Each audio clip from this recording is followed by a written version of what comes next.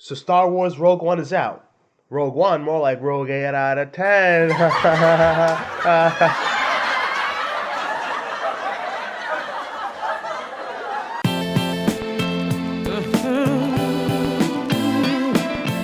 Star Wars Rogue One takes place right before Star Wars Episode 4 New Hope. We follow Jyn Erso, a lone wolf rebel type chick who was captured by the Empire, but she's rescued by the rebellion, and this is where the story starts. Really, the biggest flaw I had with Rogue One is that the first act is kind of slow, but you're kind of hopping around everywhere at the same time. You go from planet to planet, and it has the text saying where you're at, and it's just like, come on, I just want to stick in one place, just for like 10 minutes so I can really figure out what's going on. The universe really doesn't ground itself because you're just moving around so much. But once the plot kicks in, like after the first 45-30 minutes or so, it really gets going. One of the things that Rogue One does really well is that it kind of shows you the dirty side of the rebellion. In episode 4, you see the rebellion as the squeaky clean, we're the good guys type of thing, but in reality, they're not. They have to make the tough calls. They really have to question what they're doing. They have to question their morals and do things they don't like for the sake of the galaxy. And that's really one of the things that Rogue One does so well. It shows the dirty side of things. So the characters they add in the movie are really, really cool. They're a really awesome addition to the Star Wars lore. They all have really distinct, interesting personalities. We've got the blind guy, we've got the guy with the dreadlocks and the machine guns, we've got Cassian, we've got Jyn, we've got that guy who gets...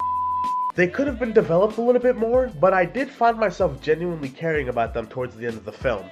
My favorite character was that freaking robot, K2SO, they just call him K. He's one of the biggest highlights in this film.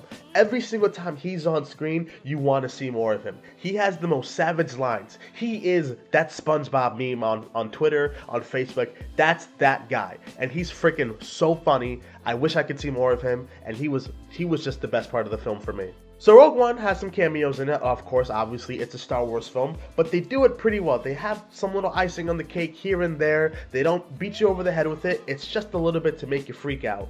Just a little bit. There's some returning characters from the previous trilogy and the original trilogy that I'm not going to spoil, but when you see them, you'll know them. The cameos really do help bridge the gap, though, between the prequels and the original trilogy. So if you've only seen the original trilogy, then you see this, you're going to be like, oh, that's who that is, and the same way with the original trilogy. But let's talk about the best part of the film. The third act.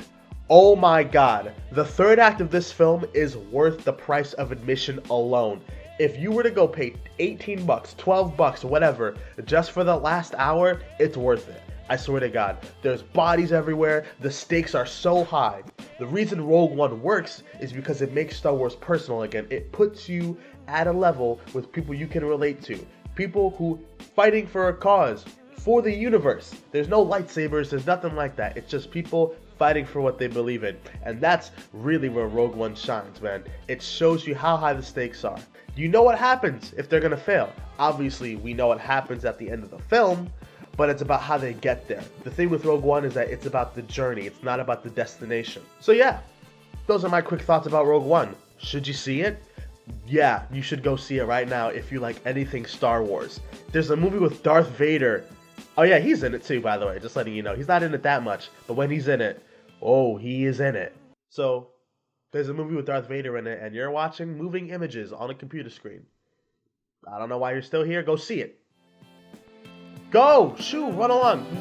You've got stuff to do, go. Just, bye, go see it, go. Get out of here.